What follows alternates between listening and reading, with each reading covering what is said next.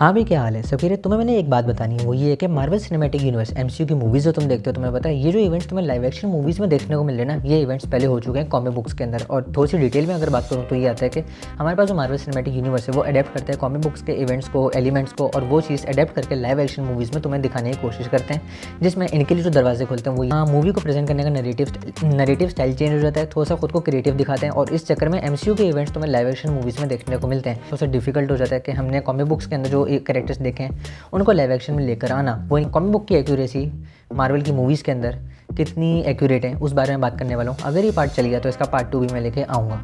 इसमें सबसे पहले तुम कह सकते हो हमारे पास आता है creation of Ultron. Comic books के वर्जन के अंदर क्या हुआ कि हमारे पास जो कॉमिक्स थी उसमें अल्ट्रॉन को क्रिएट किया हैंक पिम ने, जो हमें आंट-मैन की मूवीज़ के अंदर देखने को मिलते हैं, और हमारे पास जो अल्ट्रॉन है वो आगे चल के ईवल बन जाता है। लेकिन एमसीयू के वर्जन के अंदर क्या हुआ, उसमें Avengers age of Ultron movie के अंदर टोनी स्टार्क और ब्रूस बैनर दोनों मिलकर अल्ट्रॉन को क्रिएट करते हैं। सिमिलर स्टोरी एक तरीके से जो एआई है वो अगेंस्ट खड़ा हो जाता है, हमारे पास वो जो अल्ट्रॉन है वो अगेंस्ट खड़ा हो जाता है ह्यूमंस के, क्योंकि उसको लगता है इंसान ही दुश्मन है, तो वो इंसानों को ख़त्म करना उसका टारगेट बन जाता है। तो एक तरीके से उसने जो एआई बनाया टोनी स्टार्क और ब्रूस बैनर ने, वो एक तरीके से ईवल हो गया।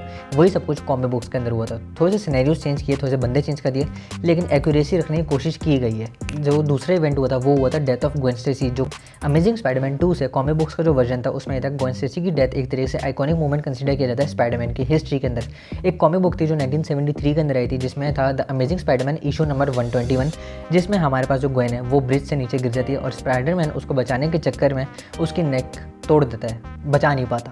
एमसीयू ने जो सोनी के साथ कोलैबोरेशन करी थी उसमें आई थी अमेजिंग स्पाइडरमैन 2, जो कि हमारे पास एंड्रू गारफील्ड की मूवी थी, जिसमें सिमिलर इवेंट हमें देखने को मिला कि ग्वेन नीचे गिरती है एमएस स्टोन वाली, और पीटर का वेब उसको बचाने के चक्कर में फेल हो जाता है, और रिजल्ट हमें क्या देखने को मिलता है कि ग्वेन स्टेसी मारी जाती है। टेक्निकली तुम देखो तो सोनी स्पाइडरमैन यूनिवर्स के अंदर कॉमिक बुक इवेंट्स को काफ़ी ज़्यादा एक्यूरेट रखने की कोशिश की गई है, लेकिन एग्जैक्ट एक्यूरेट नहीं है।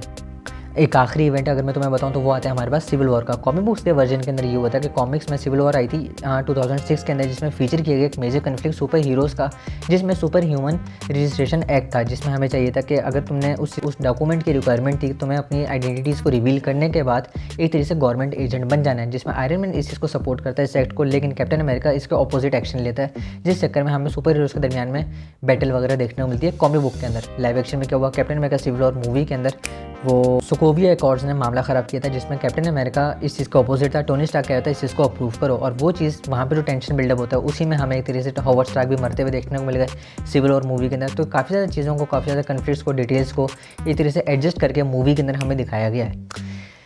तुम्हें इसमें से कौन सा इवेंट ज़्यादा पसंद आया, ये तो सब कुछ तुम्हें कैसा लगा तो मुझे कमेंट सेक्शन में बता सकते हो। इस ऐसी वीडियोज़ देखनी, चैनल मारो सब्सक्राइब, मुझसे बस नहीं मिलना है, मैं मिल जाऊँगा। तब तक देखते रहो मसूद शेख्स। अल्लाह हाफ़िज़।